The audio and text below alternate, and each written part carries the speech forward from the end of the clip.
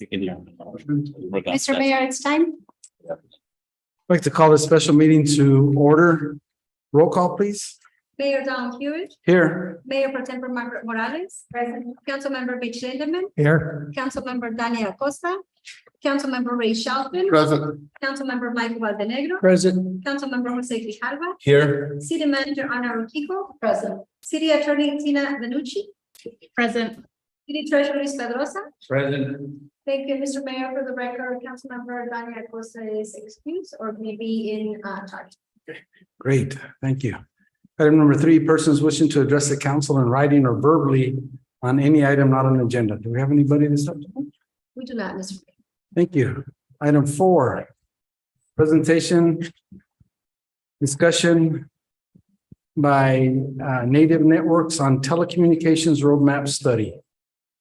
Who's going to lead off? Mr.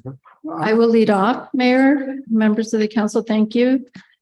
So we are here after several months of work by Native Network. Back in September of last year, Mayor and Council, actually it was the September regular meeting, Mayor and Council approved a contract award to Native Network for broadband network and telecommunication roadmap was the name of the project. So we were able to work with them since last September. We met regularly every 3 weeks or so. The scope of their project, the way we proposed it back in September, was a broadband feasibility study that was not aimed to conflict with other regional broadband studies currently being conducted by Cochise County at the time. The proposal was for planning and development that included network options based on the established needs and financial analysis that will help provide options to the city of Douglas on types of access and pricing options as well. Specifically, the proposal will include an identification of the current network capabilities in our community, develop a design for a technology roadmap for the city of Douglas, governance, ownership, and management strategy analysis to go with it.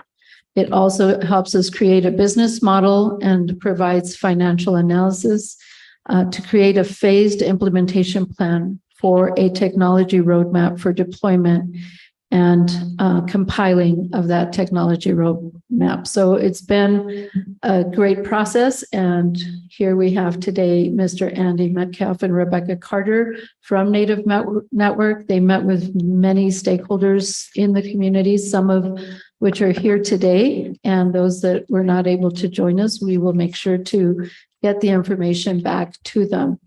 But very excited for you to hear some of the vision that we had through your guidance on trying to bridge the digital divide in our community and look into the future. So as we listen to the presentation, it is a lengthy presentation, but we plan to have a break about an hour in, but we'll have Q&A opportunities throughout the presentation. We'll get a little bite to eat and come back. It's really, really interesting information. It can be overwhelming, but I was excited to hear it just in our initial phase as we prepped for today's meeting. And I hope you find little bits and pieces that also really interest you and excite you about what we could do with our community. And I'm going to preface the presentation by saying, as we go through some of the financial ticket that would be involved to put something like this together for our community is primarily we will be seeking grant opportunities. And there are so many grant opportunities out there currently for this type of infrastructure, which is one of the main reasons we decided to seek a consultant to help us build that roadmap. So that's really how I'd like to preface this and turn the presentation over to, I believe Rebecca Carter will lead us off in the presentation.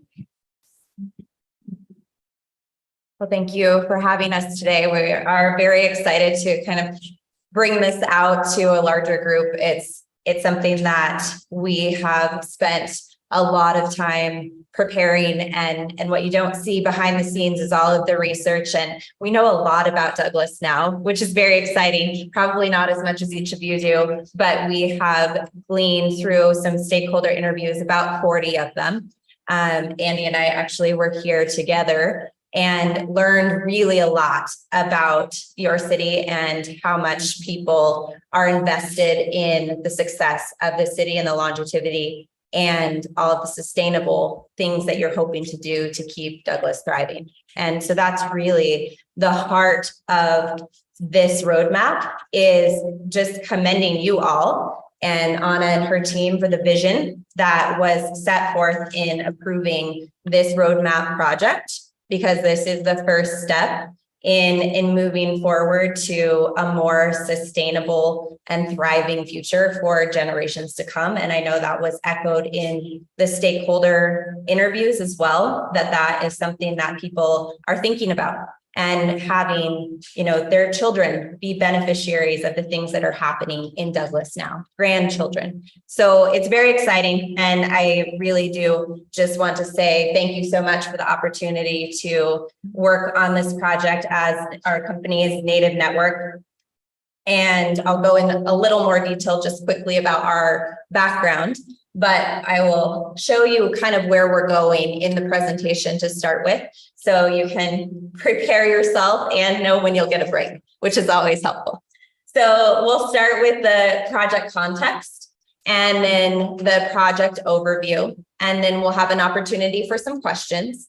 And we do recognize that there will be sections that have more questions and generate more questions, and some that it's fairly light on the questions, and that's okay. We want to give you the opportunity to speak those questions out while you're still thinking of them, as it is, a longer presentation. Then we'll have a technical overview, and then an opportunity for questions, and likely a break at that point. And then a financial overview and funding opportunities, questions, and then the benefits, and then recommended next steps, and then opened up for questions. And then we'll have the remainder of our time available to discuss and have questions as well. So Native Network was founded by Andrew Metcalf in 2015, and we work primarily with tribes and then rural municipalities. And we kind of had work going on in Arizona and had some relationships that allowed us to become aware of Douglas's telecom goals. And so that is what led us to apply for a proposal for the RFP that was put out. And I don't want to miss the rest of our team. Can I go backward? I don't know if I can. There we go. I do want to highlight the rest of our team. I don't want to negate the fact that despite that they're not here, they put a lot of work into this process. So of course, Andy is our chief engineer, and Jenny Rickle is our financial analyst. Carl Patterson is our graphic designer. Myself, Rebecca Carter, program manager. Eric Klazuski is our telecom engineer, and Dustin Sayre, our network engineer. So we had a full team behind this, lots of brains and minds going into this process. So here we have your Douglas Vision 2032. And this was really exciting to see. And you may not be able to see because the picture is over top of it, but the two things in the corner there, as far as the priorities for policy, are infrastructure and downtown revitalization. Thank you, Poet. And we really feel that those policies generated the ability to start this roadmap and do this work. So it is in alignment with the Douglas vision, and we're excited to be a part of the big picture for what you all are prioritizing for the city.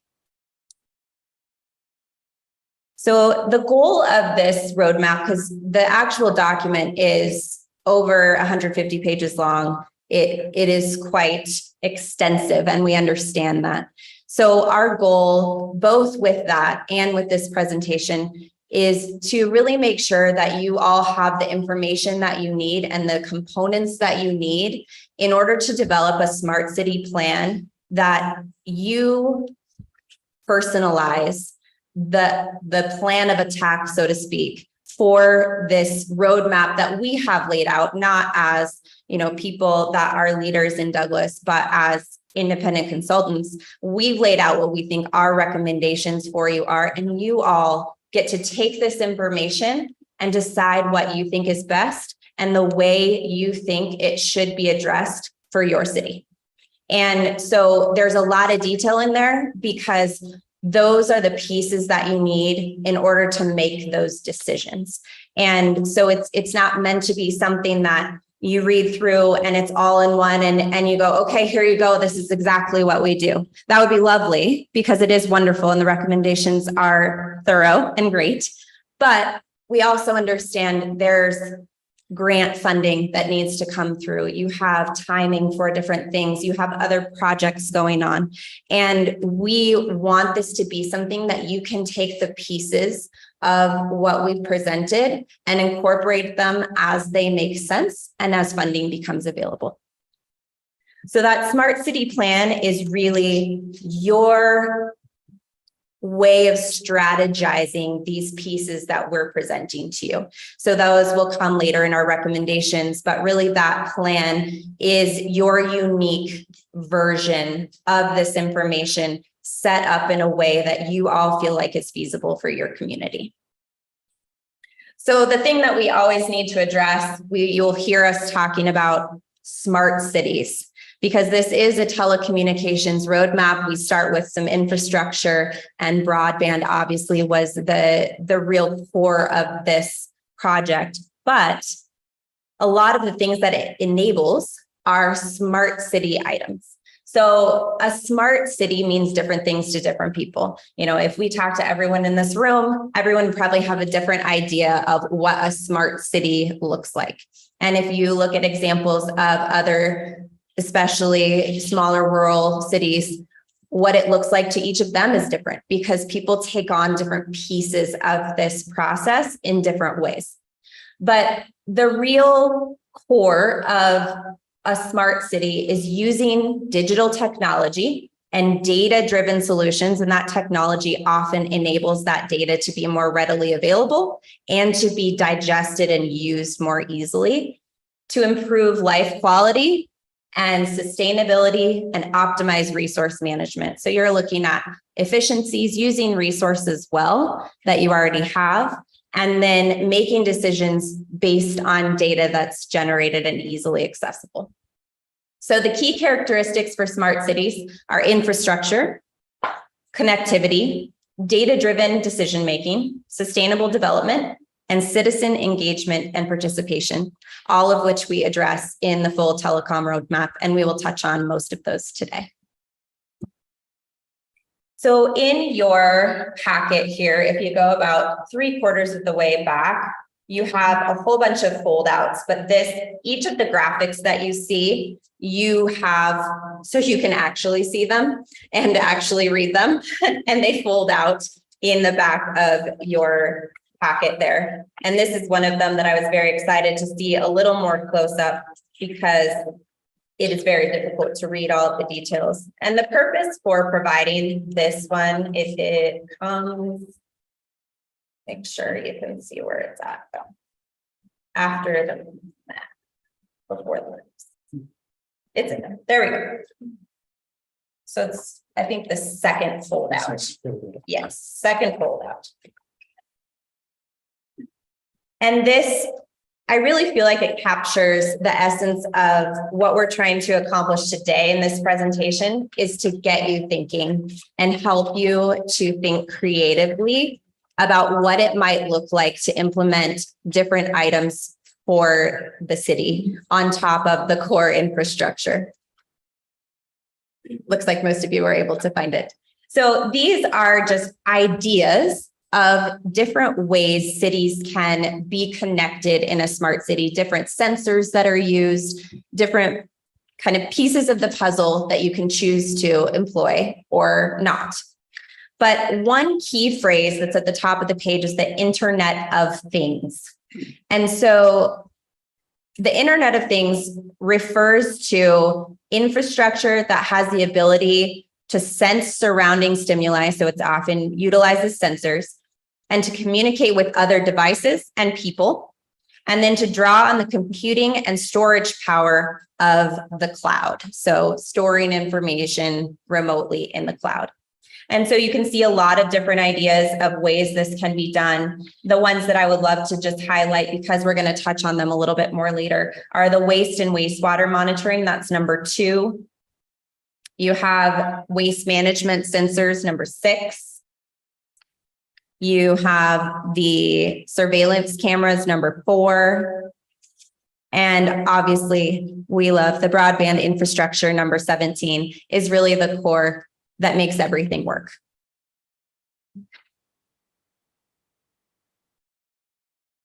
So the way that our project was structured from the outset was we had a team come and conduct field visits in person in Douglas and drove and looked at different wells and sites around the city and some of the potential annex areas, and then also met with the city management.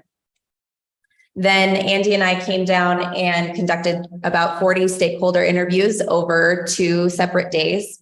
Several people in the room I'm excited to see again here, because we talked with them at length about what they envisioned for a smart city and what they felt like the areas that could be improved through this project outcomes as a result of going through all of this information. And it was really exciting to hear the things that could be solved as a result of this project.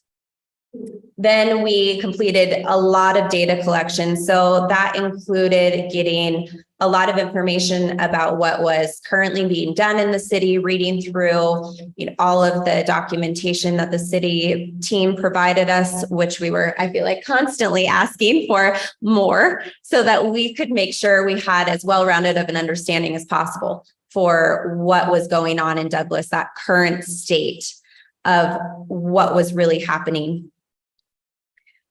And then we also talked to vendors and we researched a lot of different software. We got recommendations from experts in the field, call them SMEs, subject matter experts. And so that section was very extensive. And then the research that was there about all the other cities and what they're doing, large cities, small cities, and really tailoring our recommendations to both Douglas specifically and its context and the size and location. And so that information is also in the telecommunications roadmap.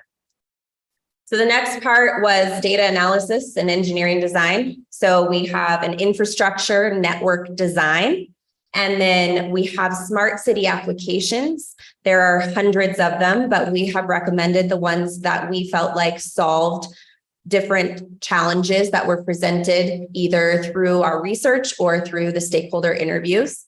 And we have made about 12-ish recommendations in there, but there are so many more. And that's one of the reasons I just ask you to remain open-minded about all of the different possibilities and the creativity that can be put into something like this. Then we have software. So there are, all of these things have to be connected somehow. So you have software, a software platform that connects all of the parts. And we'll talk about what that looks like and kind of one main recommendation that we have for connecting all of the pieces. And it's really exciting because it's part of something that you guys already are looking at doing. And lastly, here we are at the information sharing section. And we have the telecommunications roadmap document. So you have the written version of our communication and information sharing. And then this presentation, of course, to give you a brief overview of what's contained in the roadmap. We set up the process in phases. And we did that so that it was kind of in bite-sized chunks that made sense together and also demonstrated the dependencies that were necessary in the very beginning. So you can see that you have the fold out of this, the previous page from that smart connected cities. And you can probably read it much better when you fold it out. So you have the infrastructure and the application. So you'll see on the top is the application section. So ideas of those smart city applications. And then at the bottom, you have the infrastructure. So that's that core network that allows all of these other things to happen. And then in the middle, you have the analytics. So you have, what most people would think of as kind of the software and the smartness of the system there to integrate all of those pieces. And you'll see the phase 1, phase 2, and phase 3 dots. So at the bottom of each one of the applications and the infrastructure elements, it shows which phase we've recommended that those be included. And the way that the phasing works is it's really by area for the most part. So you'll see phase 1 is mostly the downtown area and the SCADA system. And we've included the SCADA system here because that was answering a number of pain points that were brought up in the stakeholder analysis. Additionally, because we know that there's already funding in place for getting a SCADA system to do the platform for managing the industrial Internet of Things that we're going to talk about coming up in a moment here. The second phase is a citywide phase, so that takes it to the city limits. And then the annex and regionally important areas after that for phase 3. So I know I've said SCADA a whole bunch of times, and that might sound very foreign to some people. So SCADA is the supervised, let's make sure I have it, supervisory control and data acquisition. So that allows the connection of industrial sensors and things like that, and then is a software platform that allows transparency into all of those things that are happening in particularly the waste and wastewater arenas. So SCADA is part of the IIoT. So that's the industrial Internet of Things. So we talked about the Internet of Things before. Now we're adding another I, and it's the industrial Internet of Things, but it's basically the connection of industrial processes and controlling them, monitoring them, and those critical infrastructure items. So SCADA provides centralized monitoring, efficient resource management, automation control, integration of systems, and enhanced resilience and security. So one of the things that it also enables real-time data acquisition for what's going on in the waste and wastewater, particularly that we're discussing here, and analysis, visualization, and allows city administration to make informed decisions and optimize diverse infrastructure components. So it's the backbone for smart cities. And it is included, again, because of the feedback in those stakeholder interviews, and then also knowing that it is a priority in the city's infrastructure plan. So I'm going to go ahead and move things over to Mr. Metcalf, and he is going to talk to you a little bit about the technology components and the technology overview. Good afternoon. So when we looked at the system, the SCADA system, as we keep referring back to that, that is a critical system that every city is really functions around it. You've got, a system in place today. You're looking at upgrading that system, which Rebecca referred to. By the way, if you feel like you just went through class, she's a former educator, so she likes to lay this out very good for you. I'm an engineer, so it might not be as synthesized, but I think you'll enjoy what we have to say here. So the monitors, shown on the screen here are indicative of the new sense of technology that you will experience with the system as you go through. everything about your city, as much or as little as you want to know, at your fingertips. That is really what we're talking about here. And you know, the software that allows you to distill that information very quickly. And if you choose, have it make some of the preliminary decisions for you, right? We've all heard of AI, artificial intelligence. That's where the world is going. There's different levels of artificial intelligence.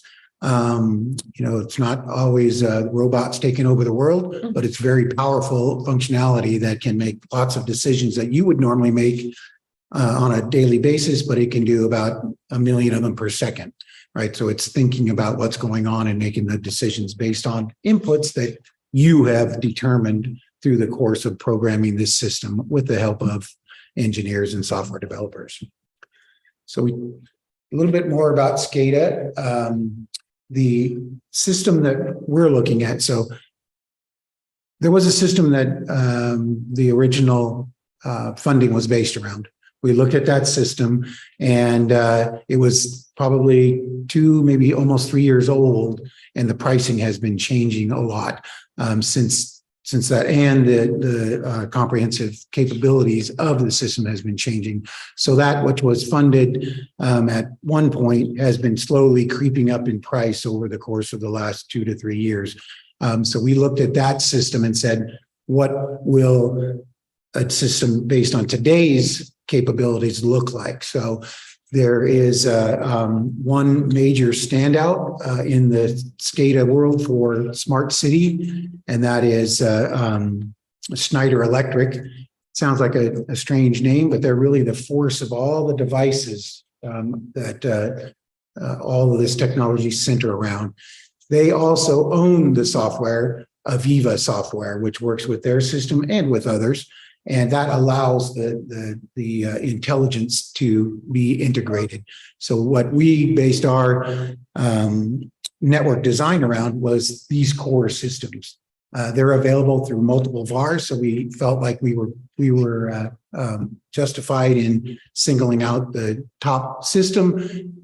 Whether that is the system that ends up getting put in, those are all decisions that can get made. But we wanted to give you one with comprehensive capabilities and kind of demonstrate those. You'll see the EcoStruxure hardware is the infrastructure, the core sensors. Aviva is the software. And you do have this graphic in your foldouts as well. Okay. Yeah, thank you. So SCADA being the key, right? So we talked a little bit about, I feel like I got to build a little bit around this SCADA. SCADA is for critical systems, water, wastewater, those things which, if they fail, are catastrophic. So SCADA is kind of like the highest level of smart city, right? So we need very robust, redundant systems in place. IIoT, which is internet or industrial Internet of Things, are devices that are, you know, kind of in the middle. We need those because they're critical sensors. They need to be resilient and not fail. But if they do, they're not going to shut systems down. What they do is provide information, critical information, that the SCADA system can use to make decisions about valve control, turning things off. That could be, you know, an electrical system that might spark and create a fire, things along those lines, which the SCADA handles. The sensors all are looking at that data from around the city, and the software is taking that into consideration. You know, I can see I have water in my tank and it's pumping, but I don't know how much pressure is. The sensors, the IIoT sensors, will tell you what that water pressure looks like across the board. And it can tell you that there's a problem in this sector of the city down to that particular point. And it knows that if it sees something there, that there might be other things going on faster than what you can realize and take action, and notification. So those are the critical things. IoT is sensors that are, you know, lighter duty sensors that could be thousands of those out there. They could monitor everything from sprinklers to your microwave oven, right? That's kind of a silly way to look at it, but IoT is being built into every device that's being manufactured, along with Wi-Fi. and technologies used to query those devices. So when we bring all three of those devices together, we have a very harmonious network that can provide data from the very rudimentary to the very high level. And that's what this system is built around. So when we talk about potentially thousands of sensors, that's what we're looking at being able to process. There's no one person who could process that much data that quickly. So these systems are built to do that. So how do we get that data? If we have sensors all over the place, how do we get that data back into a centralized system? That's a broadband network. In this case, we are looking at a couple of technologies, actually 3 technologies that will do this at different levels. Private LTE, so your phone, your 4G phone, 5G is similar. That's called LTE. For whatever reason, they named it long-term evolution when they named it, and it stuck, LTE. What that is cellular data, voice and data that you would deploy in a private manner. So it's not AT&T and it's not T-Mobile, it's the city's network. That network can talk to every sensor out in your network, pull that information back, hand it over to the core software, and start to deal that. Whether that's a core sensor on the SCADA network, or all the way down to a remedial sensor on the IoT network. A sprinkler's out at the golf course, right? Sounds silly, but you'll know it, right? It's that detailed, and whether that makes a difference to a decision that's made, that's set at a level in the software, right? I don't care if there's a sprinkler out, but I do care if there's 50 sprinklers out or things along those lines, right? So that's the baseline. So how do we get technology, wireless technology, private LTE? We've also are going to talk about fixed wireless technology, which is a broadband network that can provide up to gigabit speeds to provide to buildings, city buildings, fire stations and all those on the network. So you don't use someone else's network, you have your own network. So that's a wireless technology that is proven out, works up to a gigabit of speed. So you supercharge your network right out the jump. And a lot of these sensors depend on those connections out there. So fixed wireless, very high speed. Private LTE, fairly high speed, but thousands of connections it can handle at the same time. And then you've got Wi-Fi, right? We're all familiar with Wi-Fi. We use that technology every day. We're probably using it today right now. I know my phone's on and working.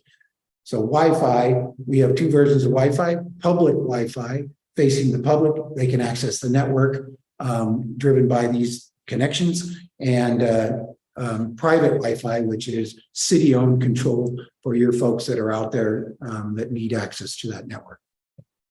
So we have to be able to deliver that. So there's towers are how that's done in today's world of wireless, right? And so we looked at your network. You have some towers, they're called water towers in this case, but we would and have done many in the past, augmented your infrastructure to include wireless antennas on those.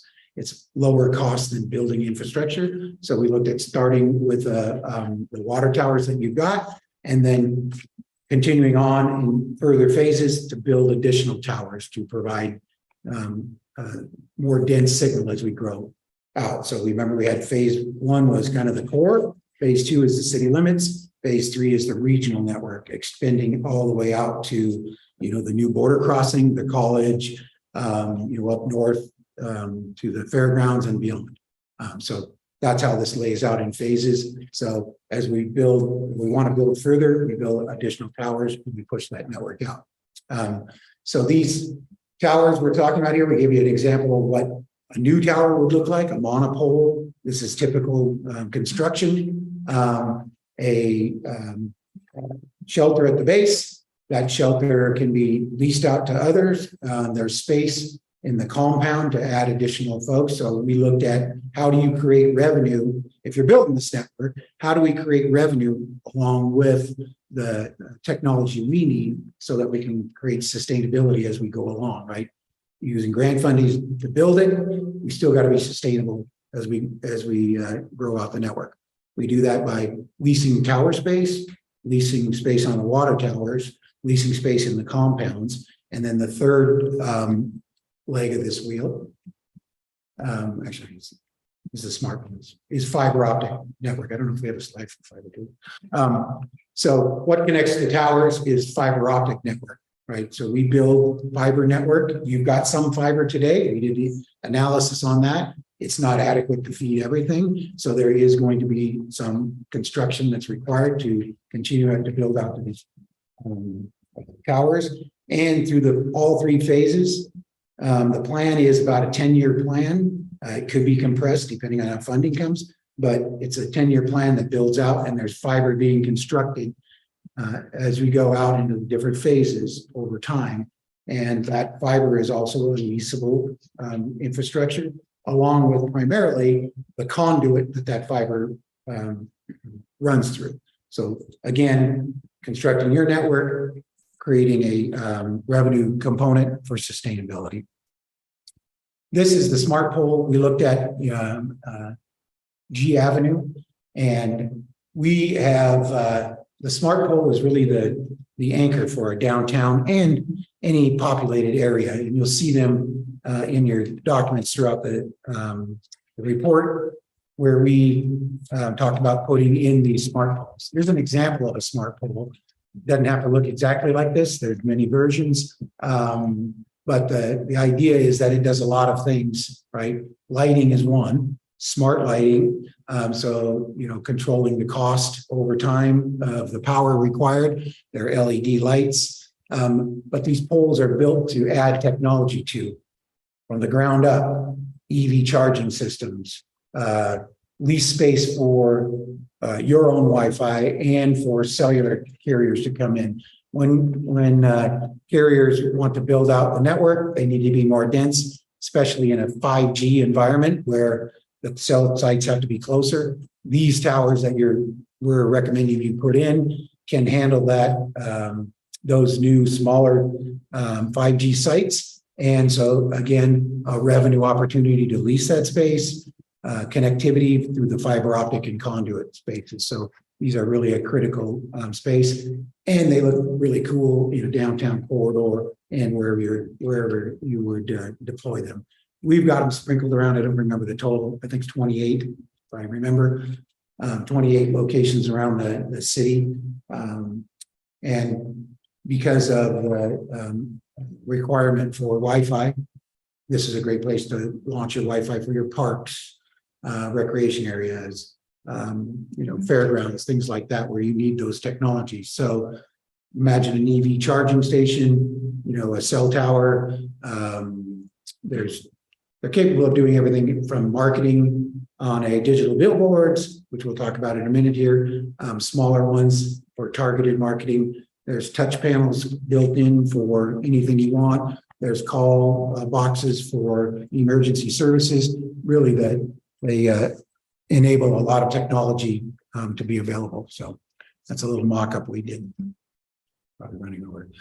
Smart billboards was the other core that we looked at. How do you communicate with the public? And we noticed you have a kind of a billboard out front, which has got some capabilities. The new smart billboards are very powerful and can be tied to the analytics that we talked about before. And so that would be, for marketing wise, for the city, we showed Shop Local. And these are high resolution graphics that can really articulate what's happening in the community. We've got them spread out, 4 total, spread out in strategic areas in the city, with the 3 in town, 1 out at the border, crossing, the new border crossing. And the one out there, we thought that would be a great place to direct traffic that's coming across the border.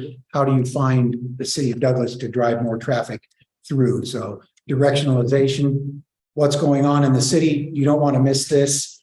Here's how to get there. Take, exit XYZ, and here's the things that are going on. So a lot of the work we did was from a tourist perspective. Who's going to use these systems downtown, whether that's Wi-Fi, again, another revenue source, folks using the public Wi-Fi, $3 to $5 a day. That's revenue that comes in. That's a very popular service. And you can provide that for residents free of charge. It's really up to you what you want to do with that, but the core infrastructure is there. So, and then, we put an example of border crossing, 15 minutes and 10 seconds is the average. How do we calculate that? That's through this security cameras. The cameras are watching traffic and they're watching it move. It can tell how long it's taking for a car to progress down through there. Those cameras are mounted on those smart poles, which are in strategic locations to take advantage of that information. And beyond that, what parking spaces are available, right? So if a car is parked in a spot, it's smart enough to know that that's taken up, but there's 2 other spaces there. You could use that on an application on a phone. So when a tourist comes in or anyone really comes in, they can load the City of Douglas app and they can see where a parking spot is or what's going on in the, events going on, shopping, where do I go to shop? All those things are readily available. All that data is driven from the core system and it's really unlimited. Your imagination. There's literally thousands of applications that you can take advantage of. We gave you lists of those in the appendix of this thing. The appendix, I think, is another 300 pages if you really feel like reading that information, but it's really sourced so you can kind of get to that data quickly. And then of course, from the city perspective, how do we communicate with the community, things that are going on, registering for certain events, get your dog tags today, those types of things, anything you can communicate out. There's a simplified application that you would use internally for getting that data out real time. Public safety, what's happening? There's a fire. I just came back from Maui 3 days before the fires there, so I wasn't caught in that, but it really brings to light, how do you notify people of things that are going on? We have on what work we do on reservations, we use the FM radio system to broadcast things like that from public safety.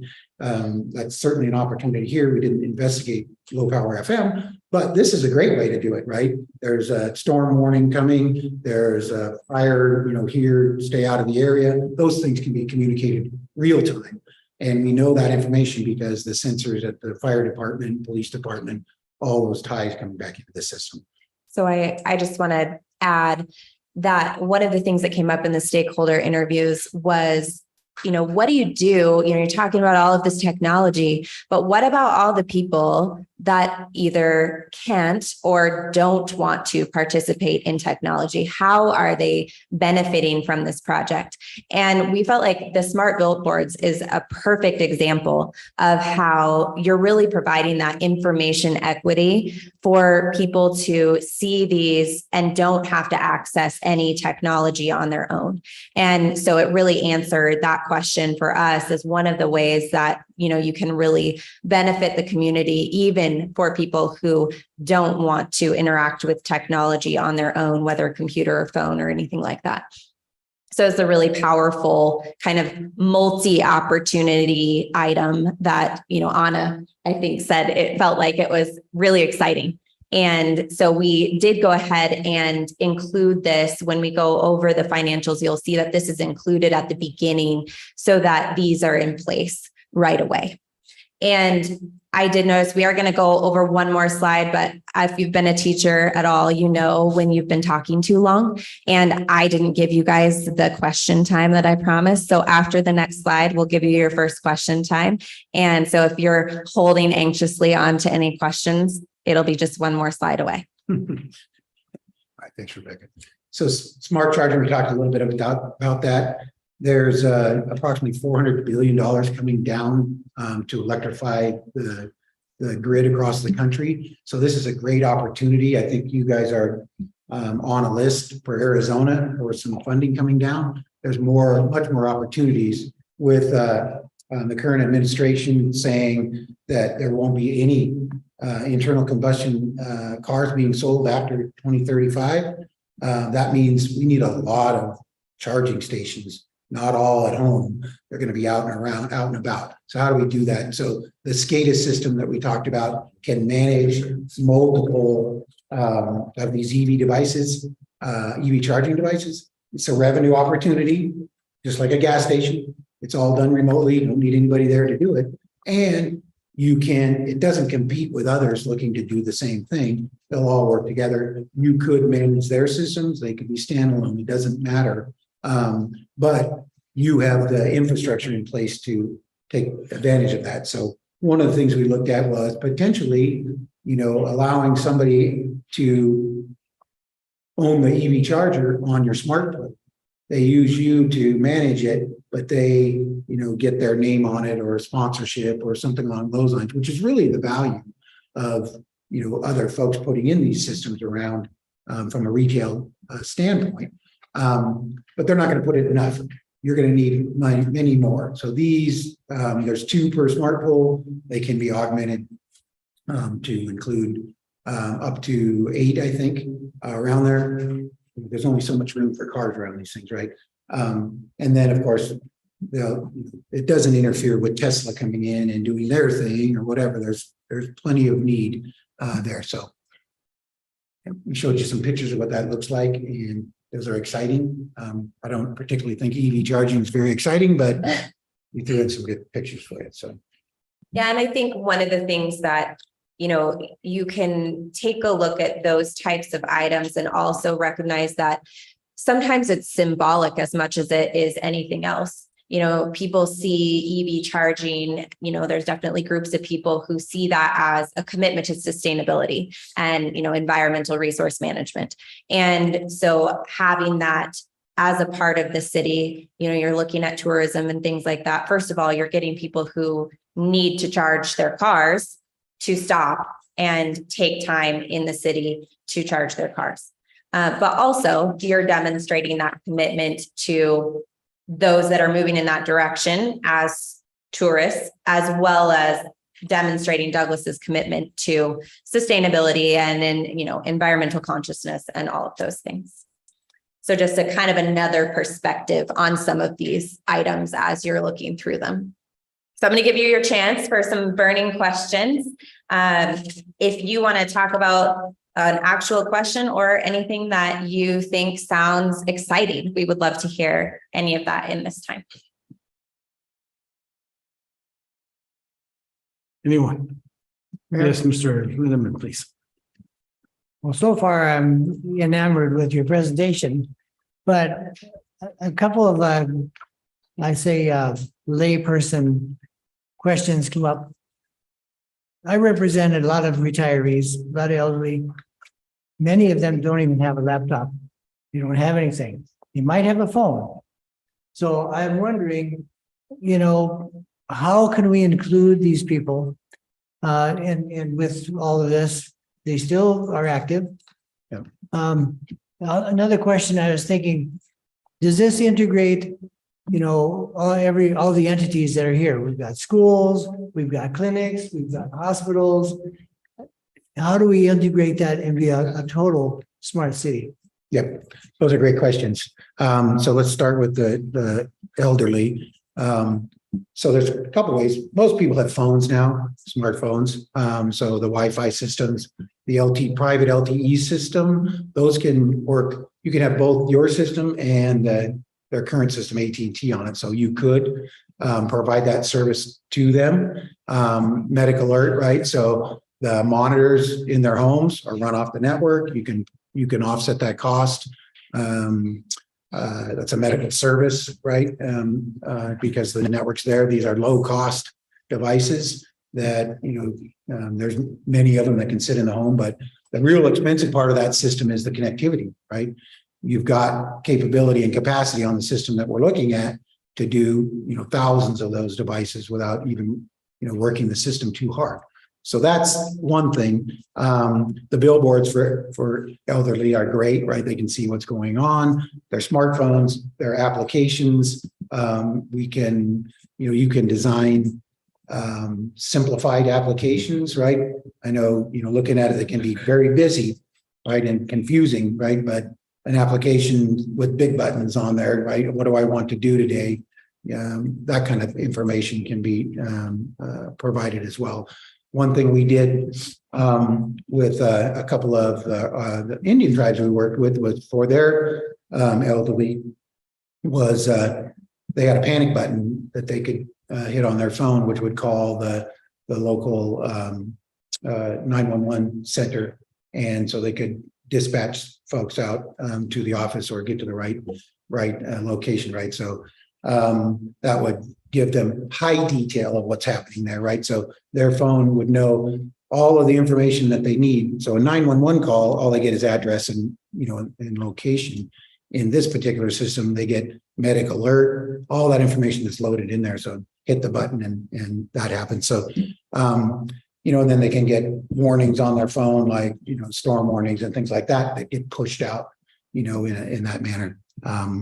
So that's great. So as far as wrapping all your entities around schools, and obviously we talked to the folks from the schools while we were down here as a stakeholder. They've got a lot of systems of their own. What we try to do is integrate, the system that you would need to build to connect with them if they wanted to extend the network in. There's a camera system that goes directly to the police department. There's things along those lines that we can streamline and make those connections, more robust for the school.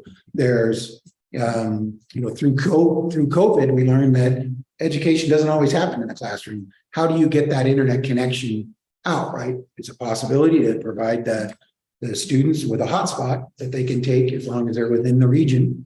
They can get your internet services and, continue education off remotely. It's not unheard of that we might have another pandemic or something that shuts schools down. Being prepared for that, I think, is good.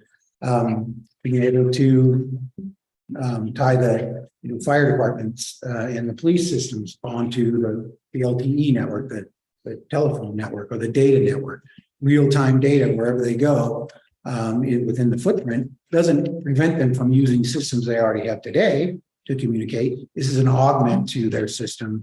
And we've got sensors that will tell us what's going on as well, that they will be a recipient of that information back to them. So I'm not saying that this is not complex, but we've provided for, as we go through the process in the grants and the sustainability of, adding people who can program these things in and make them work. So it's we looked at fire, looked at schools, we looked at, the wastewater, waste management, those kinds of things are all monitored real time, and we can take action, right? So there's a lot of things like, do you really need to go to this house to pick up the garbage today? There isn't any, right? And so we could bypass it, or we know we went there, we know what the weight of the truck is. We've got, we've over limited the truck, we got to go dump that and come back on. So if somebody wants to know when their garbage will be picked up, you have real-time information. So these are things that are all very possible to do with the sensors that we're talking about in this application. So, Yeah, I think that the thing to conceptually for me that helps me think about this is you have that private LTE network that, city systems, whether it's surveillance or different things that you choose to incorporate into that private LTE, you get to decide what level of transparency different entities are allowed and when. And that can increase. One of the things that we heard in the stakeholder interviews many, many times was communication and the ability to easily communicate and gather information between different entities. And so when you as a city say, okay, in these specific settings, we're going to allow X, Y, and Z organizations, communications priority on the private LTE system in an emergency, that increases their ability to communicate across multiple organizations and more effectively manage emergencies, whatever kind of emergency that may be. You look at if you decide to have sensors or surveillance around the schools, in the schools or around the schools, you can enable law enforcement, for example, to have access to that surveillance and those sensors if you choose to. And so it applies this level of transparency and open communication and connectivity between entities that probably wasn't available before, because you have compartmentalized different systems that different entities are using. If I may add one more, and it's more of a question, Andy, back to Mr. Lindeman's question on the elderly.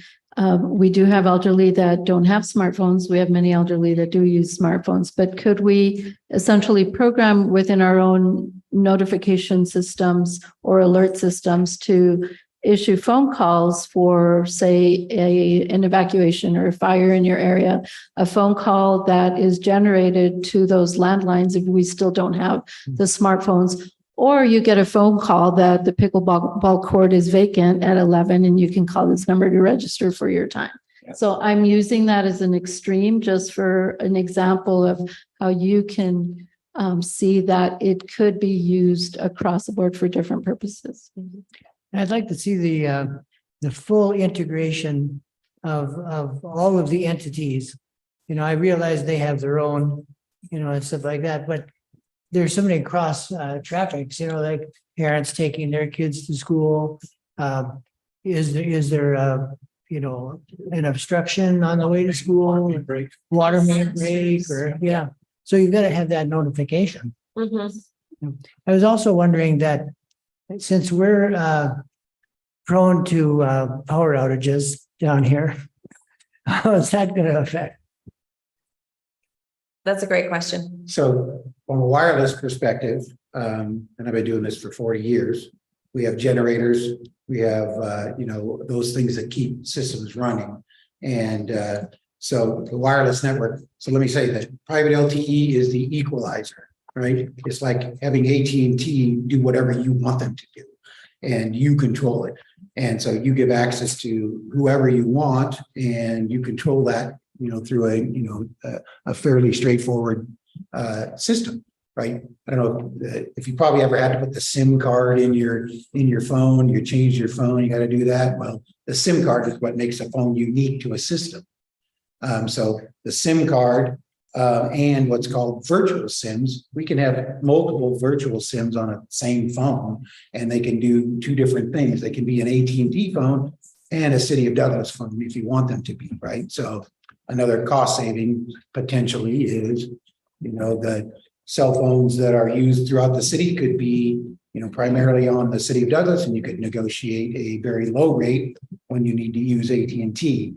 But it would work together, they would roam together. So those are really cool things that you can do. So that LTE network is a data network and a voice network and texting, right? All the things you're familiar with using at your fingertips. What do you want them to do when they can do that?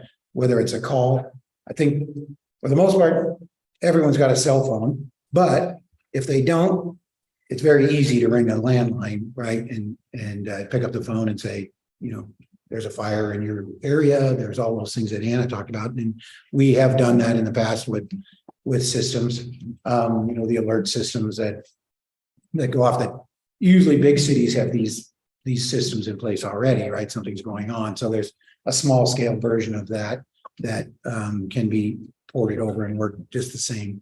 It's really using the cell systems is probably the easiest way to go. But so that's the beauty of this. So the layers of technology in there, but the private LTE is the big one that enables almost all of this network to happen. So. And one thing we do cover in the roadmap is talking about redundant networks and how redundant networks allow for, you know, those kind of fail-safe emergency situations to, you know, say fiber gets cut somewhere during a construction project. And so you have a redundant network where it routes a different way. And so we heard a lot in the stakeholder interviews about power outages. So that wasn't news to us too much. I did hear they're getting a little better, but we hadn't gone through the rainy season yet. So I haven't heard since then. But, you know, as Andy mentioned, you put into place things knowing that you know your city, you know what those issues are, and you put into place, you know, fail-safe mechanisms for power outages like generators and alternate power sources. And I think this is a wonderful time for our first. Okay. Yes. Oh, Mr. Grava, please. Oh, yeah, thank It you. was, I thought that's what Mr. Lindeman was asking, but I'll ask it. I mean, you mentioned that we could plug, you know, in one pole up to a few cars. So my question is, have we met maybe with APS on the stress of the power grid? Because I've seen that some cities have been having that problem where they use up too much on what they have. Have we discussed that? You know, what can we do right now to then, you know, maybe letting them know what we're trying to do so then they could improve their infrastructure? Yeah, so we did not meet with APS specifically on the power. We heard a lot about the power issues. So that's where I think APS is going to be tapping into a lot of that $400 billion that's coming down, because, you know, EV chargers don't work without power, right? And like you say, typically when we start out, we have a few chargers, right? But as we start to load them up, and that power shifts around, right? Where I didn't need a bunch of power at this location in the city before, but now I do, right? So we highly recommend communicating directly with APS to solve those problems up front. We're not going to deploy this tomorrow. We have time to do that, but that is some, recommendation. We're a big believer in the partnerships from the community. We talk to the Border Patrol and the ICE folks and all of those folks and how could we work together, the city work together with them to improve what they do and the data that you get back from them and those types of things. It's from the sensors. That one of the major things that's kind of pushed out to phase 3 is smart lighting across the city. I think there was 1,800 light poles, right? That's a pretty big undertaking to swap every one of those out for smart lighting. So we have smart poles, which are whole brand new systems, and then we have luminaires that will bolt onto your existing lights to make them smart. The LTE overarching network talks to every one of those, and it can tell when to turn the lights on and off, depending on sensors that you've got out there. And so, if somebody's walking around after dark, the lights will automatically come on brighter, right? And so there's certain, whether that's a security issue or just plain safety issue, right? Those are the kind of things that happen there. While you save money because they're all LED, right? So you get a grant to swap them out, and then we save money. That's the sustainability part of that. I love your proactive thinking, and that ties into, so I mentioned the Smart City Plan previously, and we recommend that you develop a Smart City Committee that actually creates that plan. So you gather in stakeholders that, of course, of your choosing, but of people who have a vested interest or organizations that have a vested interest in this process. And they are involved from the very beginning, and they help inform and then speak back to their organizations and keep their organizations informed and bring up things like that and really allow you to partner well and have a lot of diverse perspectives as you move forward with this plan. So I think that's a great thing to consider and to start really early having those conversations. Thank you. Anyone else?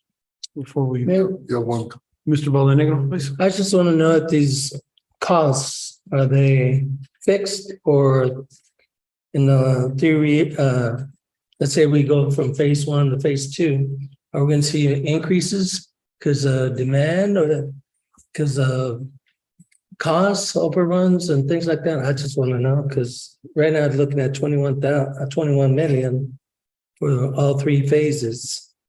Yeah. So there's the revenue component of that when we build out. So phase one, so we've got a model where we broke out, because we knew this was a concern, where's this money gonna come from, right? So there's things you've got to do up front.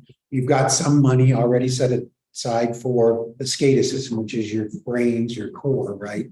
And then Avenue G and things like that, I think are important, and build the core system in there.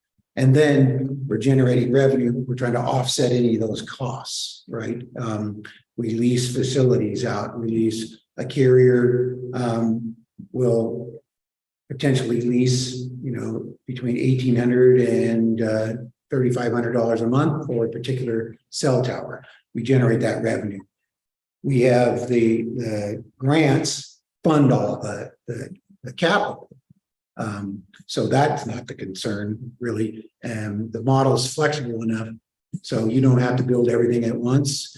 So you can bolt on. That's why the committee is so important, to say, we want to do this next. It's in the right phase. It's building this out. We got a grant for it. We can do it. So we're cognizant of where's the money to manage and operate the systems, right? So we are, some grants have operating costs built in for a certain amount of time. So that helps offset. In some cases there's revenue generated, which will offset the costs. So it's really a model that's very flexible, and we've provided the full spreadsheet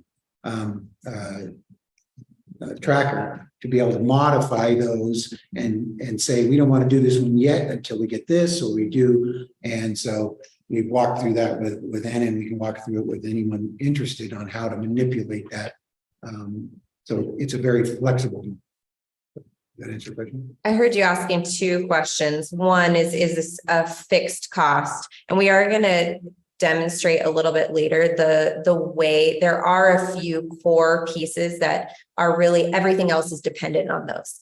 So we have one model that we'll show in a little bit that shows just those pieces, and then what it looks like to have the additional pieces that you can choose as optional later. And then I heard another question, which was, could these prices change? And so, as always, this was from our different vendors and different equipment manufacturers, the prices at the time of this roadmap. So obviously, the longer you go, the less good those numbers are past when it was done. So it can change with, inflation, things like that. It does change over time. Did I answer both of your questions? Yes. Also, is a network fault-proof, or is it vulnerable at any time? Is it vulnerable as far as Does the network how secure it is? Yes. So it's a combination of fiber optic cables, which are the most secure. They're buried in the ground and they're running. The towers, right? There's a potential for the towers to fall over in a hurricane, things like that. There's the technology that are on those towers. You're familiar with AT&T and such, identical technology to that. So there's some vulnerabilities from a infrastructure sense. Sure, we mitigate those as much as possible, as much as anyone can do in the design. And then there's security vulnerabilities, right? So in the system, we've accounted for very robust security systems that are put into place, whether that's physical security, fences, gates, locks, those types of things, or computer security, right? With hacking and things along those lines, you guys, I'm sure, are doing it today, securing your networks. Well, it's the same thing, only a little more aggressive, right? Of security. We don't allow just anybody to get into the networks. They're isolated, they're air gapped, right? Meaning you can't get to them from the internet. You have to be on a terminal locally to provision. So all those things are taken into consideration from a security standpoint, but every system's vulnerable at some point. It's how diligent you are in maintaining the infrastructure. Thank you. Thank you, Ms. Muller. Mr. Shelton, did you have something? Well, You got asked and answered? I got the answer, but we have what? We have the college, we have the prison, we have Douglas Unified School District here. And that would be three of the major ones already. Exactly. Yep. And we talked to the folks from the college and the prison, and the school system. That's why when you look at the network, it's phase one is the core here. Phase two is the city limits. That's our primary goal, is to get the city covered. And then third phase is regional annexed areas. And if you look in there and see the maps, you can see that signal goes quite a ways out, right? Out to the prison, out to the college, right? We've got in phase three fiber going out to the college. Whether you need to build that or not, there may be other plans before we get to that point, but it's in there to make sure that we've got the connectivity out there to provide the benefits there. One, the transportation corridor between here and the school. That's a very busy corridor, folks going out, and so we looked at the buses, the transport systems. How do you enable those to have high-speed internet while they're traveling, through that corridor, those types of things, right? So Wi-Fi is one thing, but it only goes so far. We got to get the connections there. So private LTE doesn't have that restriction. It's miles and miles of coverage rather than, thousands of feet. So. And just regarding the security side of things, the data security and privacy, we have a governance section in the roadmap, and we have a whole section there on data management and security. And so that's one of the recommendations, is that, whoever is kind of leading the charge, we've recommended either a smart city director position to kind of be the facilitator of all things for this project and bringing everyone together, or a third party consultant, filling that role. Their job is to help inform and also to help advise on what that looks like. Thank you. Anyone else before we take a break? Mayor. Yes, please, Mrs. Costa. First of all, sorry for being late. I caught, your presentation, understand most of this, the plan, and it's great. One of the things that concerns me though is with technology, it seems like we buy a piece of technology yesterday and by tomorrow it's obsolete.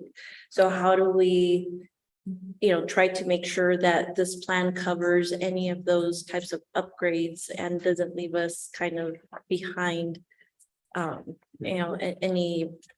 That's a great question. I mean, we built in refresh, right? In technology, we call it refreshing, right? Every X period of time, depending on what the technology is. Computers refresh a lot faster because they're, going fast. The private LTE is built in to go from 4G, which we're all familiar with 4G, to 5G. And that's really not a huge technological lift from the network side. It's a software update. There's a few things that have to be put in place, but it's designed to be able to go. What's after 5G? I don't even think they know, right? But I think what the towers are the key, right? Being able to have those towers in place and refresh that technology as you go forward. We did build money in because we knew that was going to happen. The fixed wireless network that's going to give you gigabit, that those systems, until you run out and need more than a gigabit at every city office, then that won't be a problem. It'll work for the next 30 years. But if you want to go faster, you'll need to refresh it. Now, the technology is going faster and faster from the fixed wireless perspective, right? So we got mobility and then we have fixed. Fixed can go faster than mobile because The direct a connection. lot of laws of physics and engineering, right? But so that's what we looked at, is supercharging all your city infrastructure with this fixed wireless network. Get the fiber built eventually to all these cities, and then that becomes a backup connection on your network. And then the private LTE system is the overarching. Connect everything together where you can't get something else. You can always get private LTE. And I broke it down in the some of the diagrams. You'll see bars, right? How many bars does this mean? Because that's what really people focus on. How many bars do I have on my phone right now, right? So you'll see that the network's got 5 bars, it's green, right? 4 bars is yellow, and so on. So you'll see that there's great coverage throughout the region So that's really, there's no place in the annexed areas anyway. As you start going out further and further and further, you'll get, just like any system, you'll start to, go slower and have difficulty. But we've made it, the college is kind of that kind of where it starts to deteriorate out there, and the prison is where it starts to, after that, it kind of starts deteriorating. So there's a huge area that's covered with your own system. So Okay, let's try to keep it to 10 minutes for our break. So hopefully let's get back here by 5:25. Okay.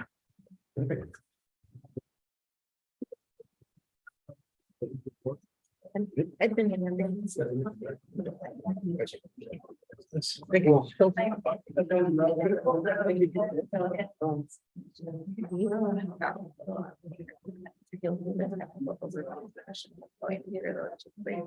gonna brief right now. Questions right there. Okay.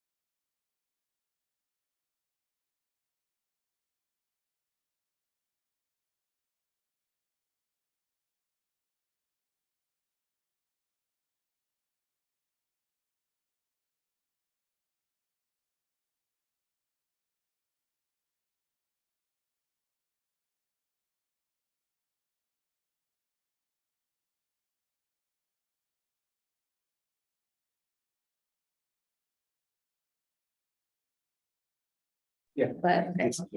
This is not a. I'd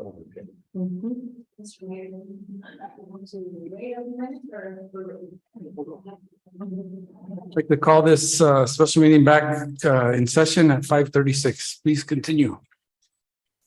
Yes. Oh, please. So I wanted to know if there was other cities that you work with that implement these components and what has been beneficial to them. And if you give us examples, you may address later. I will be quiet for my question. Sure. Yeah. So the question was, have we looked at or worked with other cities that have implemented any of the smart city things? And so I think we referred to a couple of them. You know, how smart is smart? A lot of SCADA systems. SCADA is the core for every city, right? Managing and monitoring. So a lot of SCADA work. We did a lot of work for the Santa Clara Water District, which provides 11 million households water in just south of San Francisco. And I'm working with them on their SCADA system, integrated parts of AI and a lot of these systems. What we designed for them was a satellite system that monitored, you know, hundreds of their water nodes out in 70-mile, not square miles, 70 miles end to end. And so that's one of the major projects that we worked on. We worked on a lot of tribal connections where we developed, IoT and IIoT sensors for fish counting, you know, a lot of salmon up in the Northwest where we're from, ecological sensors, you know, what's cameras for watching birds and, you know, species and different things along those lines. So this is kind of a holistic approach to this. And, you know, as you step things in, we didn't actually build them, but we interfaced with folks that have done the waste management system, putting the sensors on the trucks and managing that. That's a huge savings for them. They realized, and you know, the numbers are kind of all over the board. We try to quantify a lot of this. What's the savings going to be, right? Because that's, you know, beyond revenue. You know, savings is just as good, right? If I don't have to spend the money. So, you know, they were indicating 70% savings on the cost of garbage collection, which is pretty significant.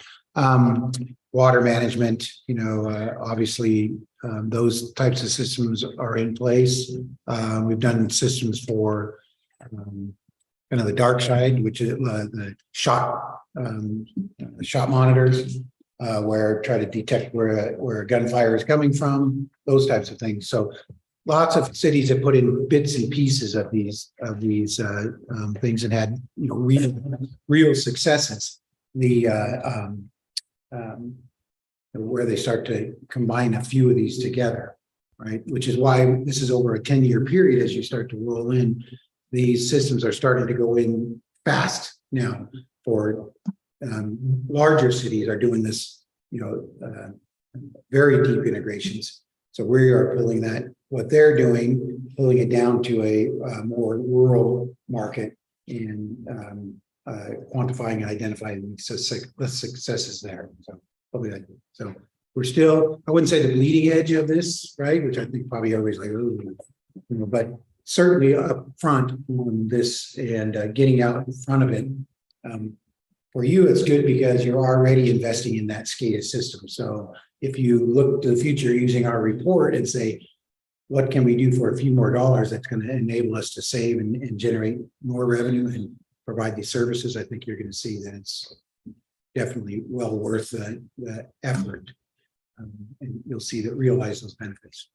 And in the telecommunications roadmap document, we actually specifically name and summarize, I would say 10 to 15 cities and what they're doing and their size. And so we have a comparable cities report and analysis section in the telecommunications roadmap where you can look at specifically named cities that you can go look up more information as well, and what they've incorporated out of kind of the smart city plan. All right, so the next section is, we're just gonna do the brief technical overview. We've really touched on a lot of it, so we're not gonna spend a lot of time there. And that is in the foldout that you have that has the applications at the top, the infrastructure at the bottom. It's that infographic. And Andy's going to speak about a couple of the items there, and then we'll go ahead and move on fairly quickly from that. Yeah. This is the overall, we created a grid to make it easy to see everything that's happening all at once in what phases. We actually split this out so it's a little bit easier to read and talk about. Again, it's in 3 sections: infrastructure, applications, and analytics, right? This is the applications, or this is the infrastructure. So we talked about these: fiber, fixed wireless. We didn't talk about microwave. Microwave backhaul is the connections between early on before you build fiber. So from this water tower to the water tower out near the fairgrounds, a microwave link connects those together, and so that they become useful transmitters for the rest of the network. And today's microwaves are very high speed, so we're getting fiber-like connections out there. So I don't know if the technical term, gigabits, you're all used to getting megabits per second on your connections. These systems are transmitting at gigabits, 10 gigabits. So that's the microwave system. SCADA we talked about, private LTE, smart poles, and vertical assets is just another fancy name for towers, right?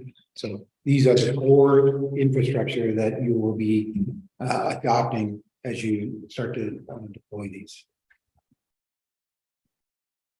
And then the applications, these are the key applications that we thought would be very interesting to the city after talking with folks.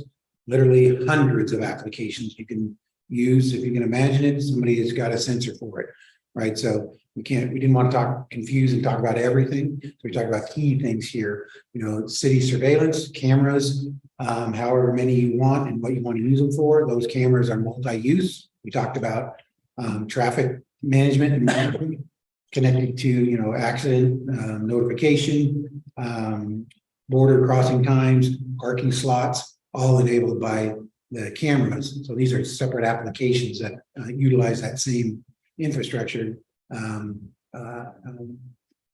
Smart lighting we talked about, being able to control that. Smart traffic management, which is you've got one that we identified here that you've upgraded to a smart traffic. I don't think it's deployed all the way yet, but the idea would be to make all your traffic lights smart. So that means they've got an internet connection or a connection back to the SCADA smart brain. They've got cameras for traffic management and what they can see, and they also have emergency management for changing, for police and fire as they come through, creating those paths through the city for the fastest access through, stopping traffic while they pass through. There's probably more things that does, but that's the main thing. Smart parking we talked about, EV charging stations, smart public transportation we talked a little bit about, but that's really, in beyond just getting internet on the bus, it's tracking the bus. Where is the bus at this point? Is it going to be late? I don't want to stand out in the hot sun waiting for the bus if I know it's going to be, 10 minutes late. Those kind of things are real time, right? The application, there's no interaction, it's done all automatically. Smart waste management, obviously that's the, from the bins, is this bin full? Is it time to pick it up or can we bypass it? That type of intelligence is in there. Smart governance and citizen services. That's all primarily software development and how you are able to workflow through the city. We didn't talk a lot about that, but from our perspective, it's digitizing the network, making it easy for your constituents to interact with your systems, whether that's pulling a building permit or getting my dog license, those types of things. Automating that. I go on my app and I want to get a business license, right, or a building permit or whatever it is. Making that real-time access to the end users, as well as using those smart billboards to reflect the information back to the constituents, right? As well as all of those apps. Used to be an app on the phone was really cool and it'd take a long time to develop. Today, you can develop apps in under a day that do all this kind of thing. It's harder to figure out what you want it to do than to make it do it. And so that layer of your software and the hardware we're putting into place or advising you to put in place, that's all then leverageable by your programmers that can develop those applications very quickly. And then that kind of leads into the smart integration and edge analytics, which is the computer systems. Where do you store that data in the cloud? We recommend a private and public a cloud system, which means a lot of the hardware lives here and your critical data stays here locally, but it's backed up and lives in the cloud as well. Because if there's a disaster, you need to be able to get to that data, and it's a whole lot cheaper using the cloud for data storage and things along and analytics than trying to buy that hardware, that next piece of hardware. So it's a combination of the two. We never want to rely 100% on the cloud, and we never want to have it all in-house either. So that's and then the AI systems live on the analytics. A lot of these applications, I mentioned the Avia software, that is, we call it a containerized. So the applications that you're going to run live inside of a bigger application, and they're able to talk to the other applications, real time through that interface. And that the AI system can see all of the data, and it can make decisions and recommendations based on that data, depending on what you want it to do. So that's it. That's my quick version. I know we're going to skip through that question section because we're changing just a little bit due to time. So we're moving on to the financial section. And what you're seeing on this slide is just the high level version of the capital expenditures, revenue, and operating expenses for each phase. Now, remember that each phase is estimated to take between 1 and 3 years. And that's in just the standard out of the box set of recommendations. However, in the next slide, like Mr. Valdenegro asked earlier, we have a flexible version of the model that we wanted to show really how you all can personalize this to the city, and your smart city plan can take the model and create a financial model based on the pieces that you are choosing. So one thing that is important to note here is, in general, the capital expenditures are going to be pursued grant funding.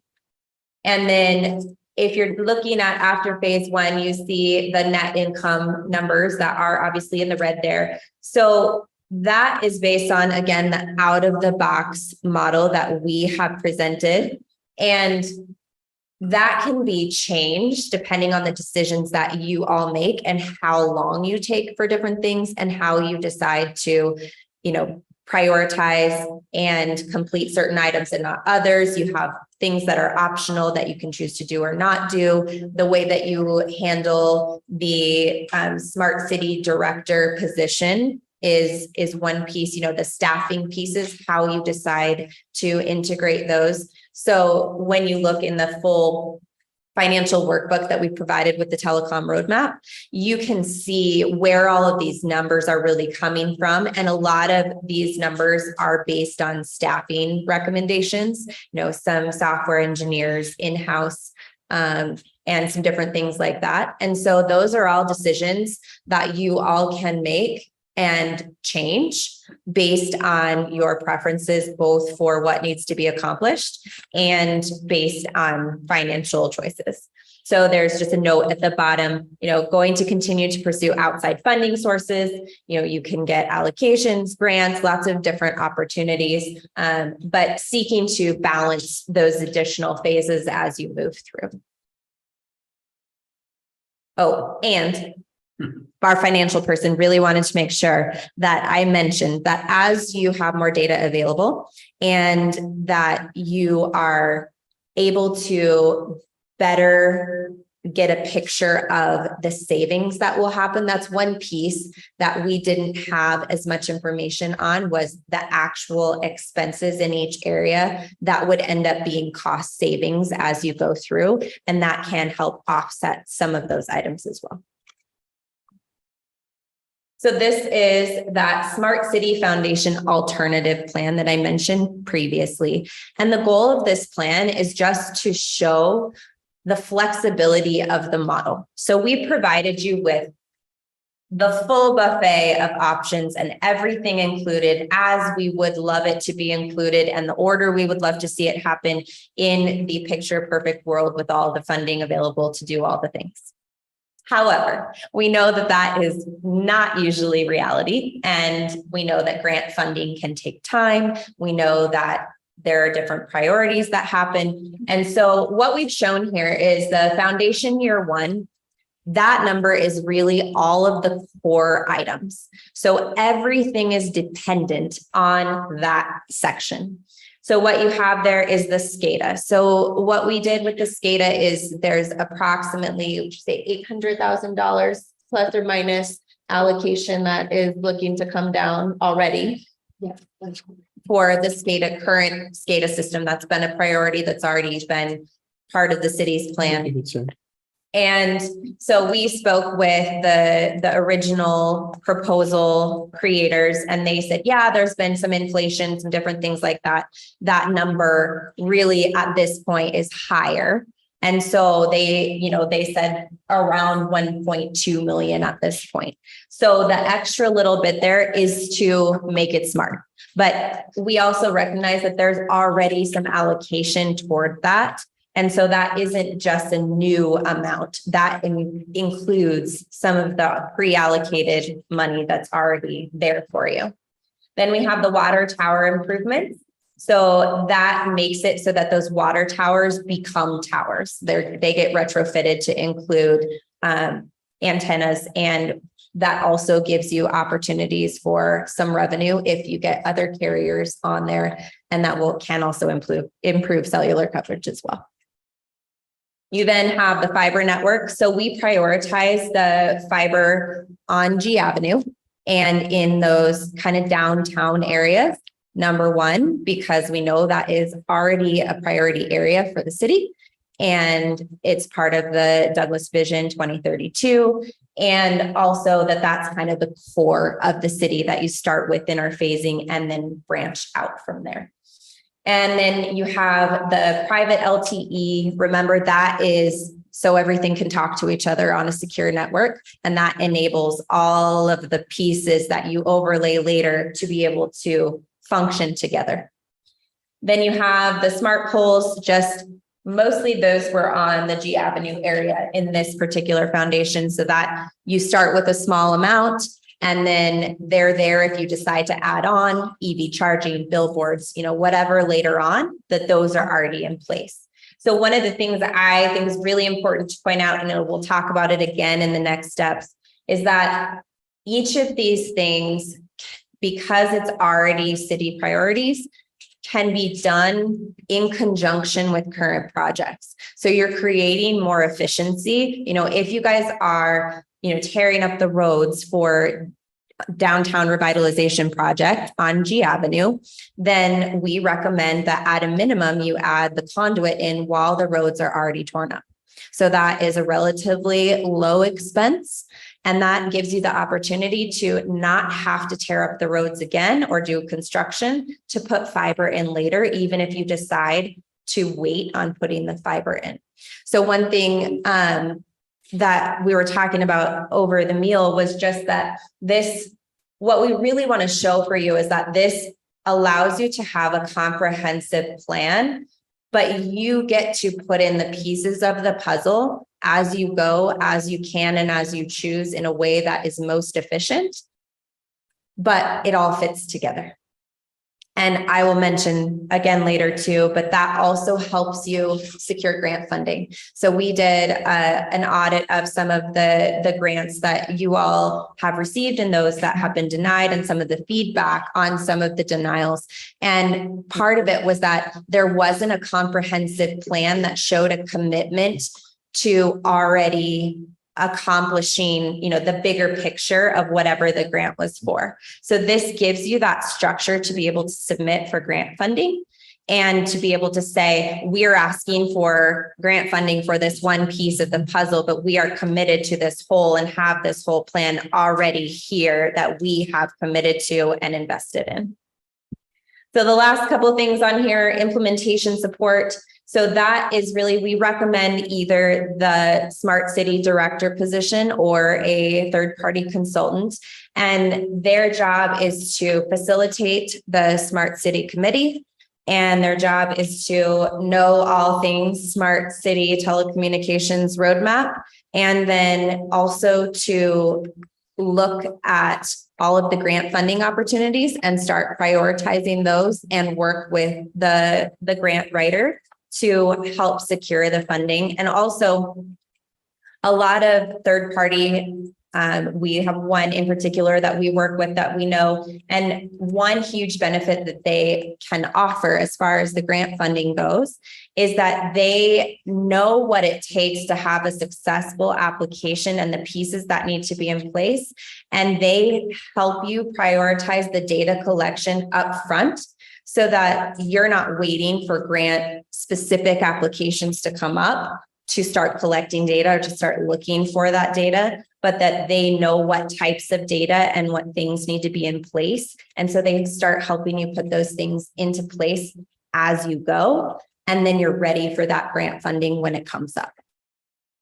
So the last piece is the core hardware and software. That's something that Ms. Acosta was talking about. You do see in those numbers as you go across, the refreshes are included in there as you go through the phases. You will have that included in our numbers because we know that happens and that's a necessary cost. And one thing back to what she was saying, I think one of the key ways to make sure that your technology doesn't become irrelevant is having a plan and making sure that there is funding allocated in the budget to do those upgrades and make those investments as you go. So it's not a surprise when it happens and then there's not a plan for making sure that it can stay relevant.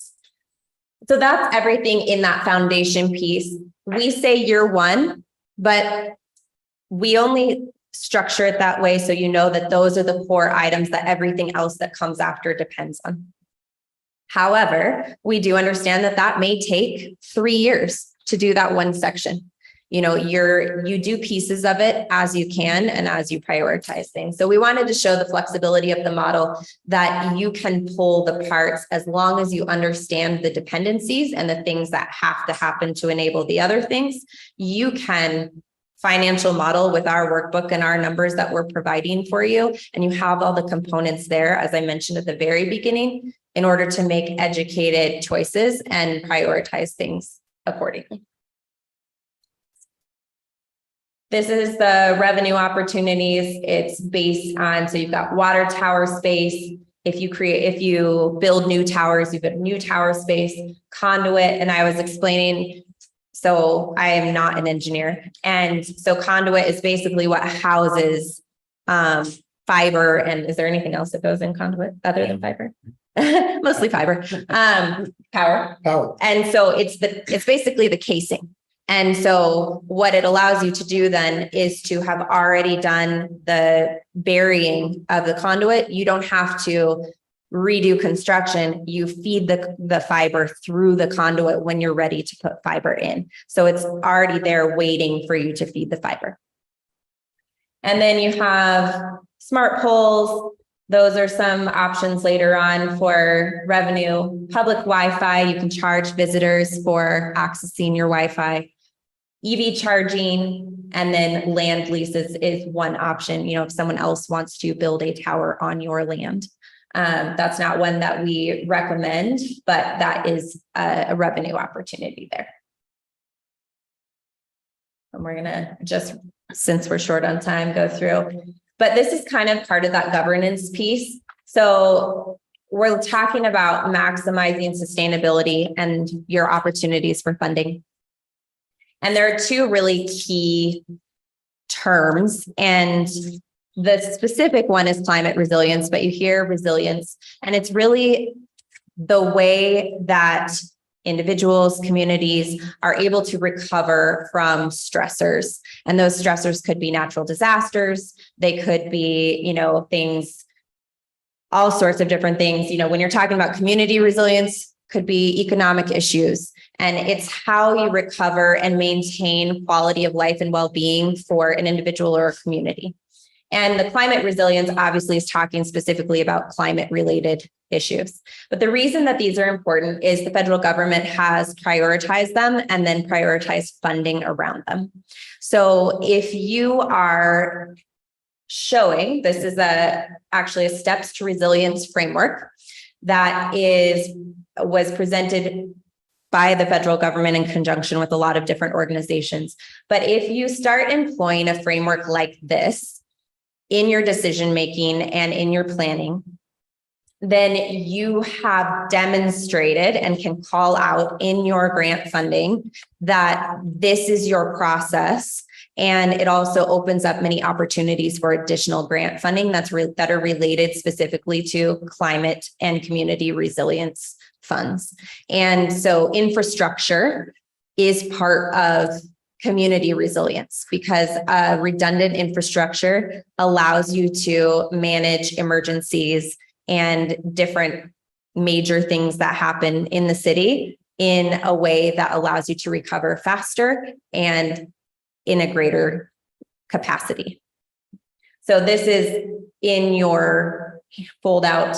And so we just recommend, this is kind of the short version, but recommend that, city governance just starts employing frameworks like this one specifically, in order to be able to talk about each of these steps in relation to funding. Additionally, the whole goal ultimately is to increase sustainability for the city and allow it to be more resilient. And it's not just for the funding, but create more resilience and sustainability to continue to thrive into further generations. So now, speaking of funding, we had just identified a couple of major organizations that you may apply to funding for. And we identified about 10 specific grants in the telecommunications roadmap that fell under some of these categories. So you've got the Department of Transportation, Department of Homeland Security and FEMA, Department of Energy, and the Environmental Protection Agency. And those are the agencies that often do funding opportunities for smart city or infrastructure plans. And you can see it's on page 153 in the telecommunications roadmap if you want the reference for the more comprehensive list. So I'm not going to go specifically over all of the key benefits. We've talked about a lot of these things already altogether, but the idea again with the phasing is that you're starting and you're getting these core benefits of whatever you choose to put in with the smart city applications. You're getting those benefits starting out in the core of the city and then expanding out, and those benefits expand as you go. So you'll see in phase one, you have more infrastructure, a lot of infrastructure benefits, and then a lot of those smart city application benefits if you choose to employ them here. But it's just because you're introducing them during that phase, and the benefits stay but are expanded in geographic location through each phase. So this last item is in your packet, the next step. So this really brings us to the recommendations that we have. What I was thinking as I was preparing is, and somebody asked me as well, is, well, now what? Where do we go from here? And so the next part is really up to you, your commitment and your creativity for how you want to move this plan or this roadmap into your smart city plan. But we did want to give you some actionable timeframes and items for moving this process forward right out of this meeting. So we suggested that within 30 days, you circulate the actual telecommunications roadmap to all key stakeholders for review. Read as much or as little of it as you have capacity for. And then within 60 days, provide a formal opportunities for questions and discussion with the key stakeholders. Establish the members of the Smart City Plan Committee. So we talked about how you're looking at really key stakeholders who have a vested interest in the city and in this plan coming to fruition. And then prepare and publish the SCADA request for bid. So that really, we've talked about how that's a core component, but that's also something that has been pending for the city. And so getting that going and getting that out to bid, we think is really important to happen as soon as possible. Then hire a smart city director or a third-party consultant for that role within 120 days. Hold the first meeting of the Smart City Plan Committee, create guidelines for the Smart City Plan. And those guidelines, we talk about this more in the roadmap, but those are coming from city management and city leadership.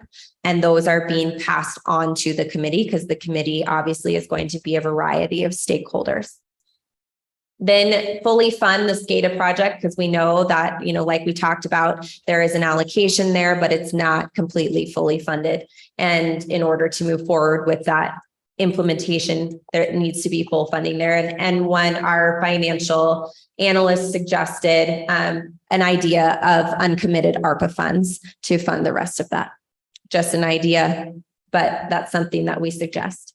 Then select the SCADA award recipient. Within 180 days, start the new SCADA deployment. Hold a Smart City Plan workshop for the Smart City Plan Committee members. Can be facilitated by a third party. So that really gives them concentrated time rather than a meeting a month. You only make so much progress. But if you schedule a workshop time for, a half a day, 2 days, however long you see fit, to really get the bulk of that plan started or an outline for that plan started, you'll see progress faster than if you're just trying to do it little by little, month by month.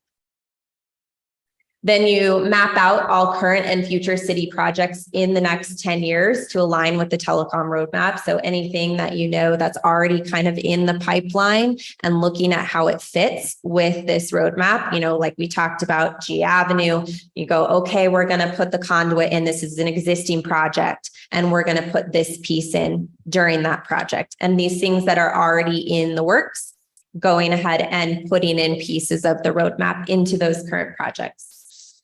And then use telecom roadmap details to apply for all relevant grants in the upcoming funding cycle for spring 2024. And that will support the completion of one or part of one of the smart city initiatives. Within 1 year, approve the official smart city plan and create a funding evaluation tool. So these are some things we talk about that the Smart City Plan Committee creates as tools to evaluate different funding opportunities. And then identify and determine how to measure those key performance indicators for the plan. So what are the metrics for success? How do you know if you're successful along the way? At what intervals are you going to measure these things? You are looking at a big investment, and how are you going to know if you're successful along the way? And how do you communicate that success to your constituents and your stakeholders?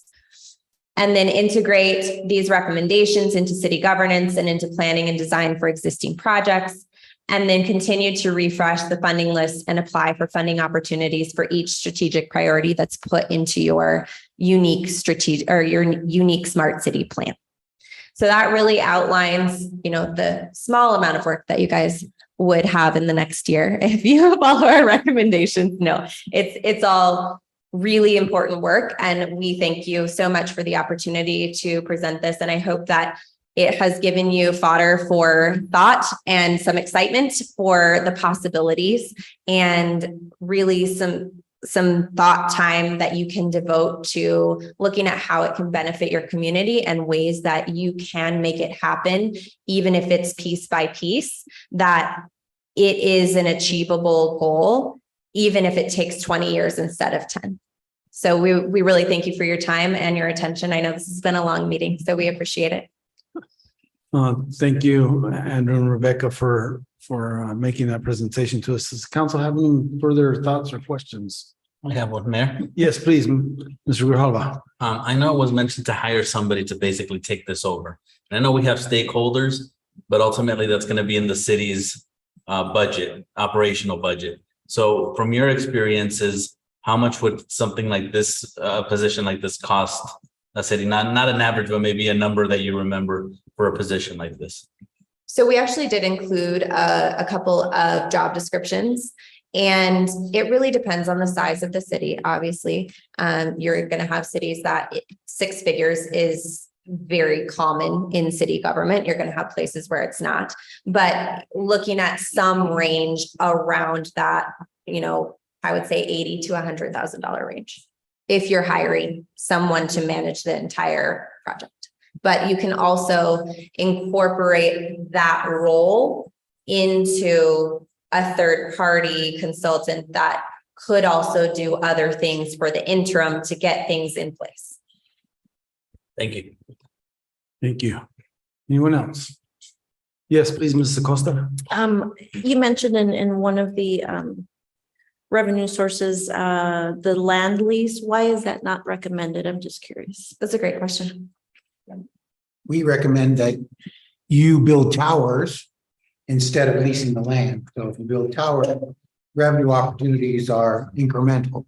If you lease the land, it's basically one time.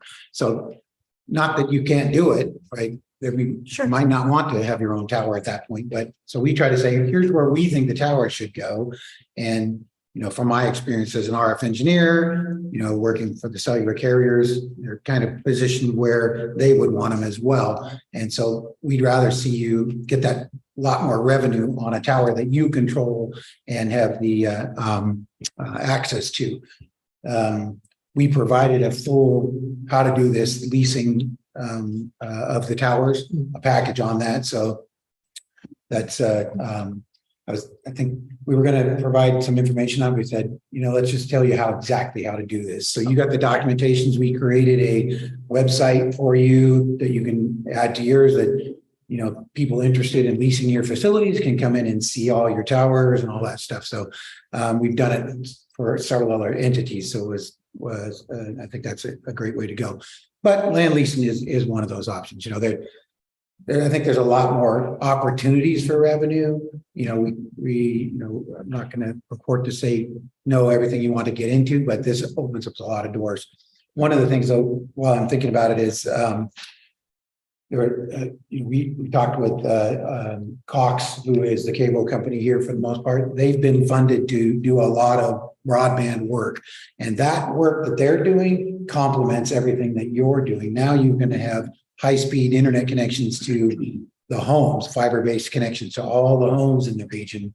And so being equipped and able to handle all those, all that new high-speed access. So even the elderly, they'll have high-speed connections at home as well. So they don't not have computers, but so I think that's good. There may be opportunities to work with Cox, and we didn't really explore those. We've requested their network build to see exactly what they're building, and we should get that mid-September, and we're going to provide that back to you to see exactly what they're building, and then how you can intertwine your network with theirs. Potentially, one of the things that came up was you're going to build facilities out to the new border crossing anyway. So they're going to want connectivity out there. So we should be, or you should be, talking to them and saying, we're going to build it anyway, so why don't you just lease it from us, right? And you go work on some other part of your network build, and we'll handle this. And so that's a way to offset some of that cost.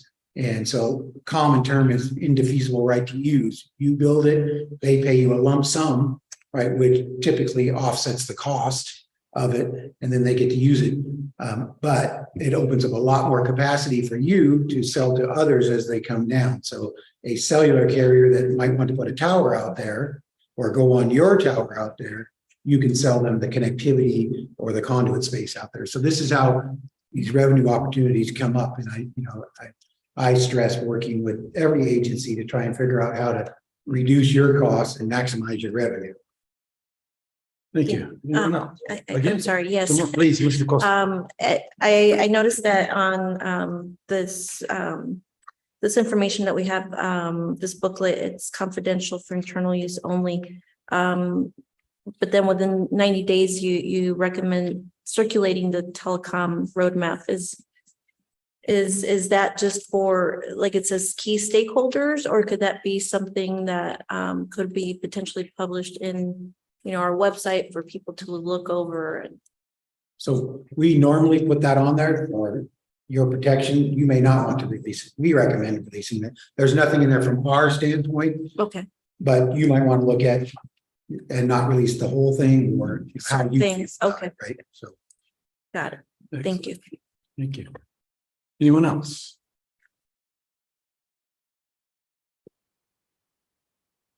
Again, thank you so much for coming.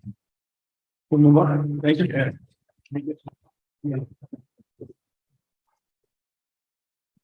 So we're all gonna become smarter as a result of this, whether we want to or not. Yep. Move on to item number 5, adjournment. May I have a motion?